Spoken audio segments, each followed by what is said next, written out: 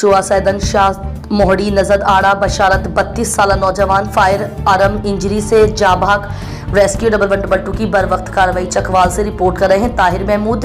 तफसीलात के मुताबिक रेस्क्यू 1112 चकवाल के कमांड एंड कंट्रोल रूम को चुआ सैदन शाह के इलाके मोहड़ी नजद आड़ा बशारत से एक इमरजेंसी कॉल मौसूल हुई, जिसमें इत्तला दी गई कि एक शख्स शदीद जख्मी हालत में मौजूद है और फौरी तिब्बी इमदाद दरकार है। इत्तला मिलते ही rescue command and control room Chakwal ने फौरी तौर पर सब स्टेशन चुआ सैदन शाह से एम्बुलेंस सर्विस को जाए वक्त रवाना कर दिया।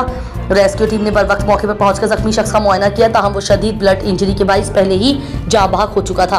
बाद अज़ान रेस्क्यू 1112 ने वाक़ई की इत्तला मुकामी पुलिस को दी और कानूनी कार्रवाई मुकम्मल होने के बाद जाबाक शख्स की डेड बॉडी को अस्पताल मुंतकिल किया जाएगा।